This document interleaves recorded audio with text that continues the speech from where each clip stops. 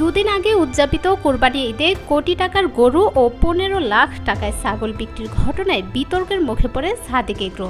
কোটি টাকার গরুর ক্রেতার নাম প্রকাশ না পেলেও ছাগলের ক্রেতার পরিচয় সামাজিক যোগাযোগ মাধ্যমে প্রকাশ করেন নেটিজেনরা। আর এতে একজন সরকারি কর্মকর্তার ছেলের ১৫ লাখ টাকায় ছাগল কেনায় শুরু হয় বিতর্ক।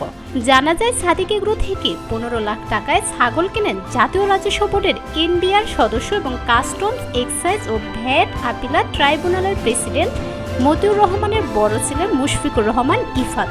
তবে এই বিতর্কে নতুন করে ঘি ঢালেন ইফাতের বাবা মতিউর রহমান নিজেই। তিনি সংবাদ মাধ্যমে দাবি করেন ইফাত নামে তার কোনো ছেলে নেই, এমনকি আত্মীয় বা পরিচিতও নয় সে। তার একমাত্র ছেলের নাম তৌফিকুর রহমান। তিনি আরও দাবি করেন তার ছবি ও নাম সামাজিক মাধ্যমে প্রকাশিত হওয়ায় বিব্রত হয়েছেন তিনি। পুলিশের সাইবার ক্রাইম ইনভেস্টিগেশন বিভাগের সহায়তা চেয়ে আইনি পদক্ষেপে যাচ্ছেন এই সরকারি কর্মকর্তা।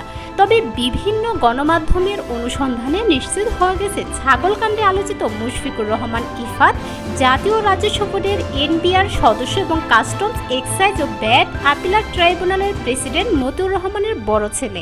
ইফাত সহ ৩ ভাই বোন তারা।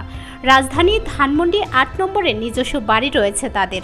এছাড়াও ইফাতের পরিবার রাজধানীর রমনা থানার সেগুনবাগিচা এলাকায় সরকারি বাসায় থাকে। ইফাত নটরডেম কলেজ থেকে ইন্টারমিডিয়েট পাশ করেছেন। ইফাতের পরিবারের সবাই বর্তমানে গা ঢাকা দিয়ে আছেন।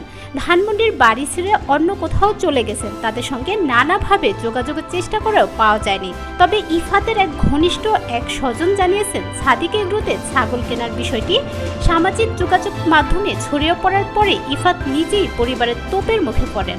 বিষয়টি নিয়ে নানাভাবে সমালোচনার সৃষ্টি হয়, মানসিকভাবে ভেঙে পড়েন তিনি।